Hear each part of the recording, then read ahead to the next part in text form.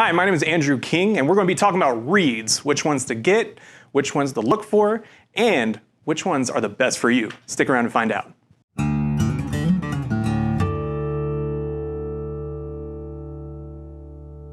Hi, we're going to be going over reeds today and talk about which ones you want to look for, kind of a beginner's crash course and buyer's guide to what kind of reeds you want to get for what you want to do. There are a bunch of different reeds for every instrument almost. Saxophones have a huge range of reeds, clarinets have a huge range of reeds. We're going to go through those mostly today. There'll be another video on like oboe and bassoon later. Those are double reeds, much more complicated. But as far as what we're doing today, these are what we're going to look at. There's a ton of different brands and cuts and everything like that. And so we're just going to go into which ones to look for, which are good for you. Where we're going to start is the brands. There's tons of different brands. So you got like Van Doren and you have Diodario. Those are kind of the two titans and kings of the reed world. As far as Van Doren goes, I would say let's look at their blue box reeds as their beginner one. They also travel into different ones like the V12s. You also have the V21s. But when you're starting out, just look for this, go up to your guy and say, I want the blue box Van Doren reeds. They'll know exactly what you're talking about. When you go into Diodario, you're looking at stuff like the green box reserve reeds. Diodario bought a company called Rico a while back. So all of that's under the same umbrella now. Those are all really good beginner reeds from there. So as far as different reeds go, I would say that one of the most noticeable things about reeds when you start out is the number, right? So most teachers are going to ask you, hey, start out on like a 2.5, maybe even a 3 on your reed. This number has nothing to do with any kind of skill level or anything like that. It has everything to do with the thickness of the reed. The thickness is basically how dense the reed is and how much there is to it. So say like on a 2.5, right? There's going to be different, you're going to want to play on something thinner on that reed because then it's easier to play. Because what the reed is basically doing is when you blow into it, say on a saxophone or clarinet, it's vibrating against the mouthpiece, right? So when you have a smaller number, say like a 2.5, the thickness is going to be it's a little smaller, it's going to be thinner, and it's going to vibrate easier with less amount of air, which makes it great for beginners. That makes its flexibility really good. It makes it so that you have a very powerful sound. It's kind of a little thinner though. So that's when you move up in the reed. Say you go up to like a 3, 3.5, even maybe 4. When you get up to that high, the reed's much thicker. It needs more air to play and everything like that. But it works out really good because then you get a much stronger sound, much more focused. Not as much flexibility, but the more you play and the more you develop your jaw muscles and everything you need to as far as air goes, it works out really well. As far as the other things about these reeds, there's kind of two sides to reeds. You have what I would call the classical cuts, and then you have the jazz cuts, as far as like marketing goes, right? As far as the classical cuts, you have reeds like the blue box or the green box from Diodario, the reserves. These are going to be kind of made of a thicker part of the reed. So the reed is made from what's called a cane, right? Cane reeds. There's different sections to the cane when it's grown and everything like that. And for this is grown on kind of not the thickest side. We'll talk about those in a second. But the reeds will basically be taking up the almost premium side of the cane. When they're cut and everything like that, they're made a little thicker, so their numbers and everything aren't actually matching across. Like say on a classical reed on the Blue Box 3, if you were to compare it to the 2.5 on the V12, it's going to actually play very similar because they're made of different thicknesses from the cane. The density, not even just like how much reed there is, but the density of that reed. So the other side of a reed would be the jazz side, right? So that's going to be made of a thinner cut. It's going to be less dense and everything like that. You have stuff like the Jazz Select from Diodario, and then you also have the green box and red box from Van Doren. There are other jazz reeds as well as classical and stuff like that. In the Van Doren realm, you also have the V16s, and you also have the ZZs. But the Java Red and Greens are definitely the most popular. With the Jazz Selects on this side, that would be the unfiled and the filed versions of those reeds. The Van Doren Red and Green, the red's going to be a little harder to play. You get a more focused sound and everything like that. With the unfiled on the Diodarios, it's kind of the same thing. They're kind of playing the same game there.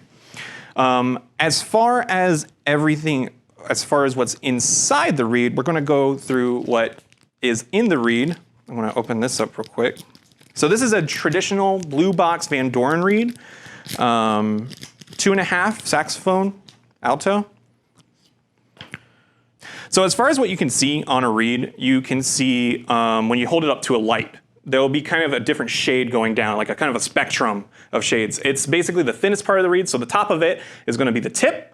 The middle of it, kind of up to that, is going to be what's called the heart of the reed. And then you have the cut on it, the shoulder, the sock, and then what is called the heel in the back, or the butt, right? So the most important part of the reed and everything like that is going to be the tip and the heart. The shoulder is going to be what's called where that would be filed, right? So if it's filed, you'll see kind of a straight cut across the reed with a little bit of shaved off parts.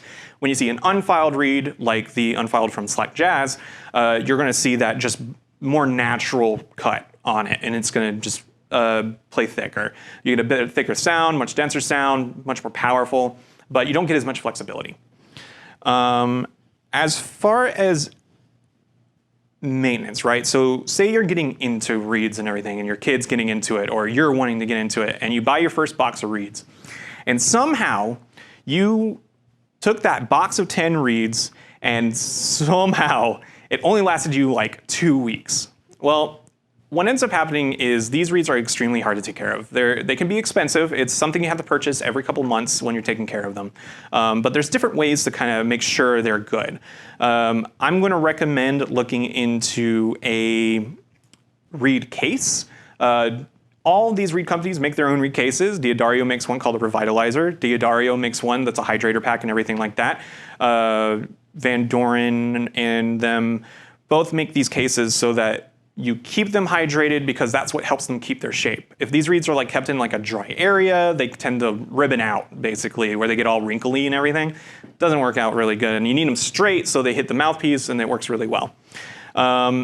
As far as the other thing you can do to take care of them is what's called rotation. So say you have your reeds, right? If you're the one playing, or you're having your kid play them, what I recommend doing is taking 4 of the reeds from the box and kind of putting them in a row, and then write with a pencil on this flat side of the reed Monday, or M, T for Tuesday, Wednesday, and then TH for Thursday, and have 4 reeds. And what you're going to do is you're going to play each one on each of those days, and then rotate them back around. So on Friday you would play the Monday reed, right? And what this will help you do is basically keep the reeds from being waterlogged, right? So what ends up happening is if you kind of play the same reed over and over again every day, say you're practicing like you should, what ends up happening is the reeds will get over-soaked with condensation, your spit, it'll be overplayed, and it'll just run out faster. By rotating the reeds and going from one reed to the other, you're able to make them last not even weeks longer, but almost like a month longer. As long as you're taking care of them, keeping them well hydrated in the packs and everything like that, they will last much longer. So with that being said, if you were to buy this box of 10, instead of lasting like 3 weeks or 2 weeks or something like that for the whole box, you can make that stuff last for like 2 months, 2.5 months. And it just works out really well. As far as what I would say is a really good way to try out reeds, these reeds can be pretty expensive. So not to age the video or anything like that, but a lot of these reeds can go anywhere from $30 to $50, depending on which ones you get. The bigger the instrument you play, say like a Barry sax or something, you're only gonna get set packs of 5 instead of like the packs of 10. So like, that's why the tenor sax reeds look the way they do, is because there's a box of 5 instead of like the alto, the clarinet, or the alto sax reeds where they're a box of 10. But they kind of price into each other in that range. So like say this, you're spending like $25 to $35. For like an alto sax pack, you're spending like 30 to 40. So you're kind of going in that same range. The best beginner way, I say, to experimenting with reeds is getting, say, like one of these mixer packs, or like, it's basically like a choice pack, right? So you get a bunch of different reeds, you can try them all out. The only problem with that, in my opinion, is that what ends up happening is the reeds are made of wood. And if you have any background in wood or anything like that, you know that it is one of the most inconsistent materials to ever work with, ever. So what ends up happening is you'll get one of these, and sometimes you might get a different representation of that reed than what you would have got with a different one of that same one. So what I recommend doing is getting at least 2 or 3 of each reed, trying that out, trying each one in a row, and seeing what you like. There are different ways to work on reeds, but that'll be for a different video at that time. As far as other kinds of reeds, so most of these are going to be made of wood, right? The cane material. What I recommend is using those all the time. If you're in, like, say, a marching setting, or you're going to be playing outside a lot, there are other reeds you can get too. They're more of a synthetic material. Diodario has released this Ven reed, which is made of kind of a synthetic material. They feel just like a natural reed and everything like that, but they're completely synthetic. Another company that's really kind of what has made these reeds much more popular and consistent over the line would be a company like Leger. They have a wide range of different reeds and everything like that. They have their American cut for jazz players. They have different levels of reeds. They have their classical cuts, like the European cut. I highly recommend looking into those. Those are even liked by like professors and doctorates in music. It's like awesome. As far as where to get them, you can get them here at Alamo Music Center on our website and everything like that. You can try out a bunch of different ones. We have almost all of these kind of reeds and more in stock as far as what we can get. If you see something that we don't have, or you don't see something we don't have on our website or anything like that, you can go on there and you can message us on the website, or you can send us an email on our, and we can get that for you and stuff. We can special order anything you're looking for, basically. Hey, thank you so much for watching this video.